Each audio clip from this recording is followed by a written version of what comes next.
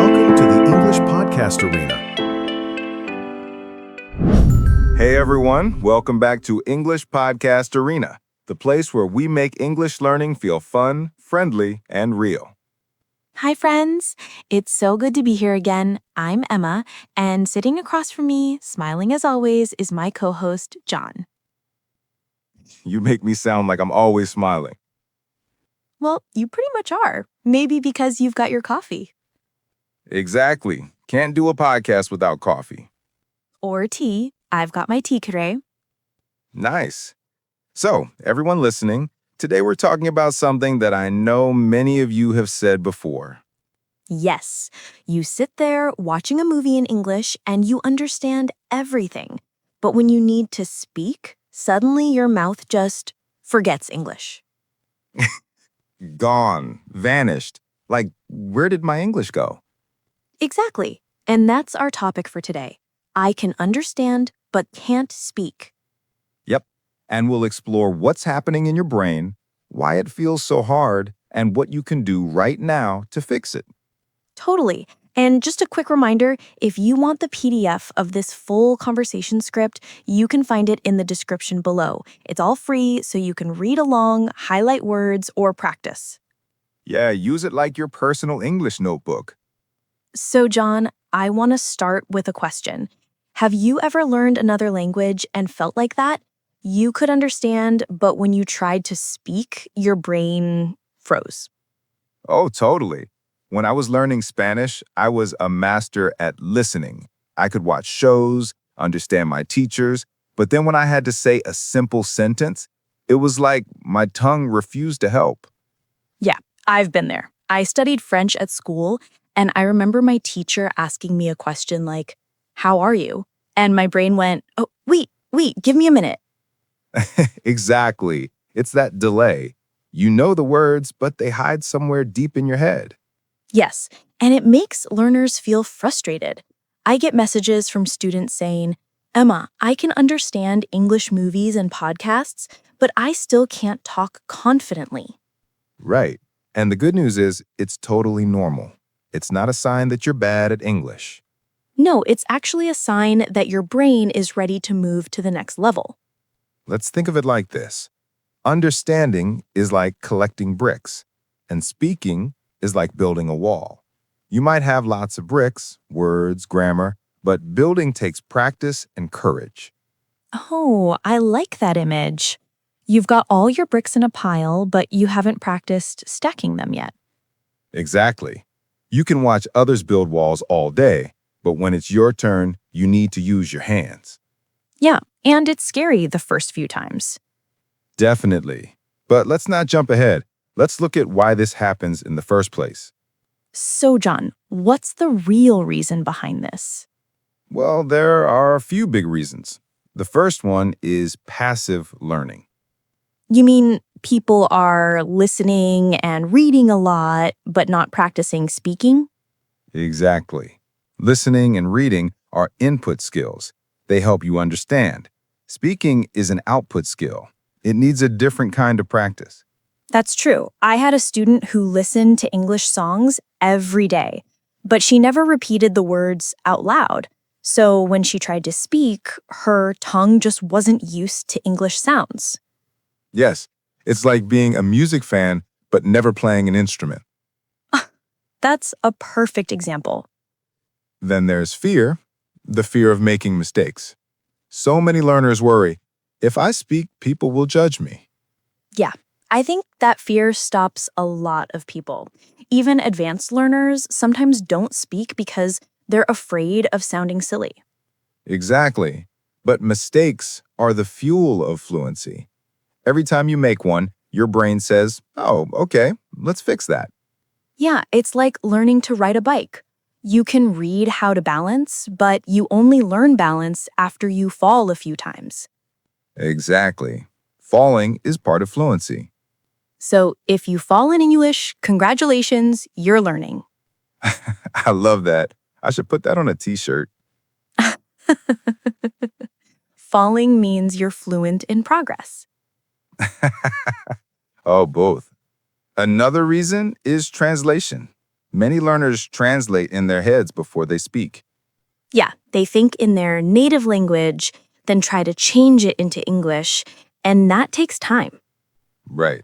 And sometimes the translation doesn't even work because English has different structures and rhythms. I remember one student who wanted to say, I miss you, but in his language, it sounded more like, I feel your absence. It was cute, but sounded a bit dramatic. That's such a poetic way to say it. Yeah, but it shows how translation can confuse your speaking process. Exactly. To speak fluently, you need to start thinking in English, even in short, simple sentences. And that's possible. Everyone can train their brain to do that. So here's what happens in your brain. When you listen a lot, your brain builds connections between sounds and meanings. Right. That's why after hearing phrases many times, they start to feel familiar. Yes, but to speak, your brain has to send the message from you, not just receive. That's an active process. It's like going from listening to music to singing the song yourself. Exactly. And in the beginning, it's messy. You forget lyrics, your pitch is off, but the more you practice, the smoother it becomes. And soon, speaking feels natural. You don't even think about grammar. You just talk. Yes, that's the magic of repeated use, what scientists call automaticity. That's a big word, John. I know, but it basically means doing something without thinking, like driving. At first, you focus on every little movement. Later, you just go. Right. And language is the same. Exactly. But reaching that point needs lots of low-pressure speaking moments. I love that low pressure idea. Let's talk about that next. So, John, not everyone lives in an English speaking country. Many people don't have friends to practice with. What can they do? Good question. The first thing is talk to yourself. Yes, I do that all the time. Me too. It sounds a little funny, but it works. You can describe your day, like I'm making coffee, the weather is nice, I have a meeting. Yes, because no one's judging you. You can make mistakes and laugh at yourself.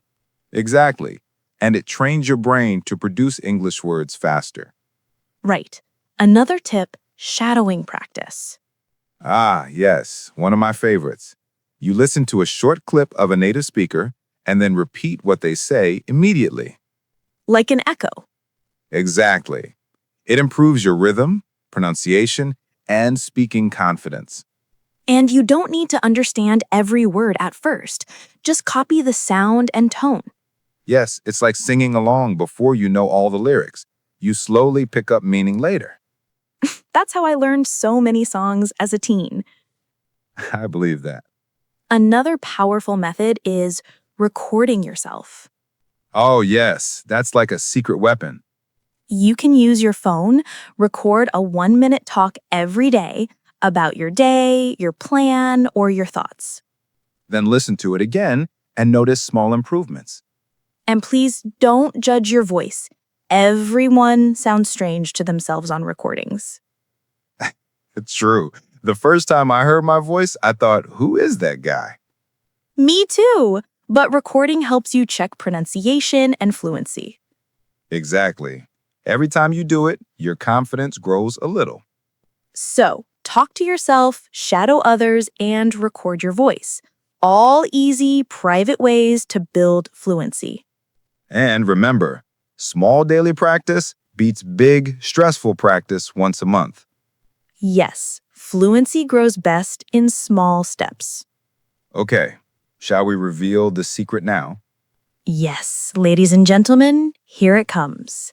The secret to instant fluency. Here it is. Think and speak in phrases, not words. Yes, that's the key. When we think word by word, we pause too much. But when we think in phrases, speaking flows. For example, instead of thinking, I will go to the store, your brain just remembers, I'm going to go to the store. Right, because that whole phrase becomes one piece in your brain. Exactly. That's how native speakers talk, with chunks. Chunks like, how's it going? You know what I mean. At the end of the day. Yes, and you can learn these from real-life conversations or shows. And you don't even need to memorize grammar rules perfectly. You just memorize phrases that already have correct grammar inside them. Exactly. So it's both easier and faster. I once had a student who learned hundreds of phrases from dramas. She didn't focus on grammar, but after a few months, she started speaking naturally, like she'd lived abroad. Wow, that's impressive. And it shows that your brain loves patterns. Yes, phrases are patterns. When you store them, fluency becomes automatic. Exactly. Then say those phrases aloud 5 times. Sounds simple, but it's super effective. You know, John, I think we both learned this lesson the hard way. Oh, yes. Many years ago, I remember visiting Spain and trying to buy food. I understood everything, but when I tried to ask for a sandwich, my brain gave me silence. Oh no, what did you do? I just smiled awkwardly and pointed. The waiter laughed and helped me. It was funny and also a little embarrassing. But that's how real fluency grows, from those moments. Exactly. Later, I started rehearsing simple sentences before speaking. I'd say to myself, "I'd like a sandwich, please," 10 times. And slowly, I got comfortable. That's great. I had a similar story when I visited France. I could understand the announcements, but when someone asked me for directions, my mind froze. I said yes to every question. Oh, that's so relatable. Grinning. Later, I realized I needed to speak every day, even to myself in the mirror. That changed everything. Yeah, that daily talk builds muscle memory in your mouth. True, and after a month, I was speaking more smoothly, even though I didn't study more grammar. Right. Confidence comes from use, not rules. Gently. I also want to talk about fear again for a moment, because so many learners feel shy. Yes, fear of judgment is huge. I always tell my students, everyone was a beginner once. Even native speakers make grammar mistakes sometimes. Yes, the difference is they don't care too much. They just keep talking. Exactly. So don't aim for perfect English. Aim for connection. That's a great line. Say that again, Emma. Don't aim for perfect English. Aim for connection. Beautiful. When you focus on sharing your message instead of sounding perfect, speaking becomes easier. Yes, because the purpose of language is to communicate, not to impress. Exactly. And actually, mistakes can make conversations more interesting.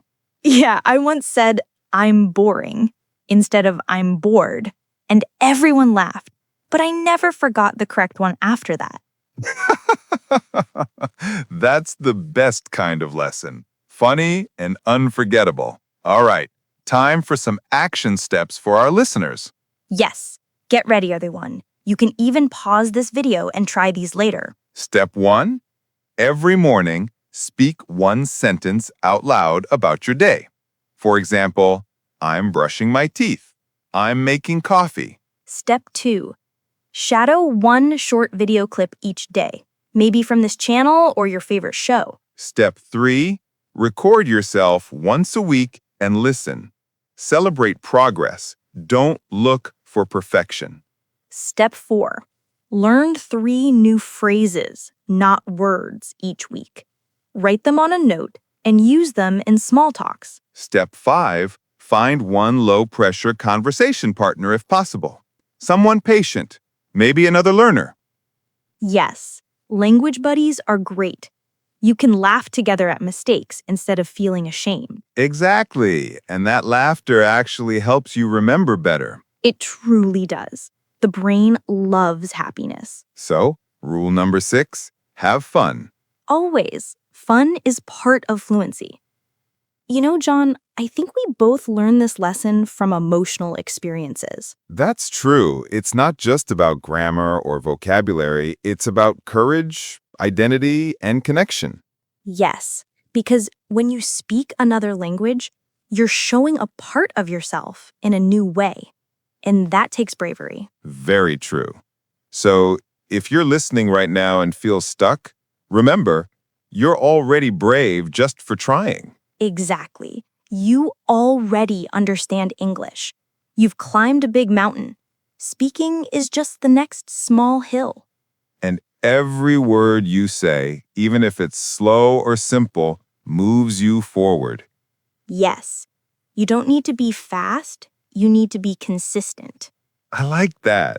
Consistency beats intensity. Absolutely. Okay, let's help our listeners imagine something. Oh, I love imagination games. Picture yourself walking down a street, somewhere beautiful, maybe a cafe on the corner. The smell of coffee, some happy chatter around. You want to order something. Normally, you might feel nervous, but this time you take a breath. You remember a phrase you practiced. Hi, I'd like a coffee, please. You say it. The waiter smiles. You did it. You just spoke English with confidence. And that small moment means so much because now your brain goes, oh, we can do this again. Yes. And after many small wins like that, fluency just appears. It doesn't come one big day, it grows quietly. Like a plant. You water it a bit each day. Yes. Slow, steady, and full of care. Let's guess some questions our listeners might have. All right? Question 1. How long will it take for me to speak fluently? There's no exact number. It depends on how often you practice and how brave you are to speak. Exactly. Fluency is not a time limit. It's a habit. Perfectly said. Question 2. Should I memorize grammar rules to speak? Not first. Grammar helps later for polishing, but speaking comes from repetition and listening. Yes. Grammar builds accuracy, but speaking practice builds confidence. Question 3. What if no one corrects me? That's okay. You'll still improve by noticing patterns yourself. And online tools or tutors can help sometimes. Exactly. But the main thing is, don't wait for perfection before you start speaking. Yes. Start messy, get better as you go.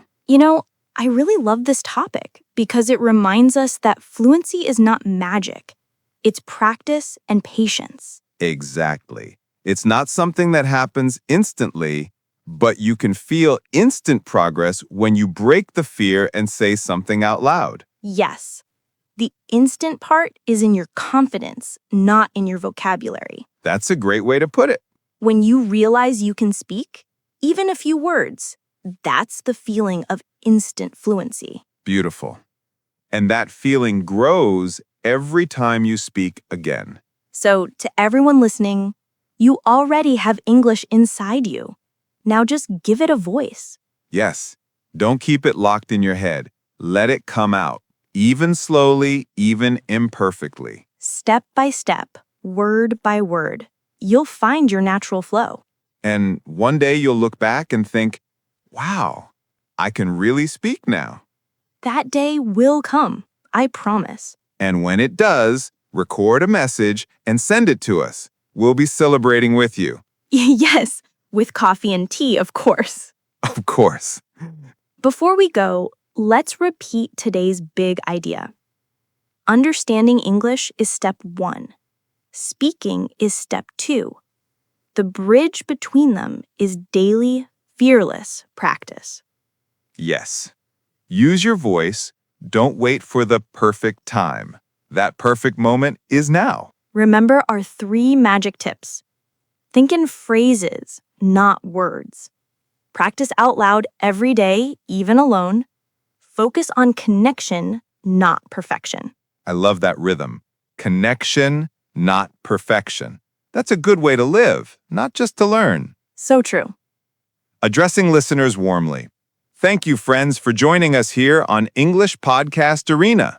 Remember, the PDF of this entire conversation is waiting for you in the description to read and practice anytime. And, as always, we believe in you.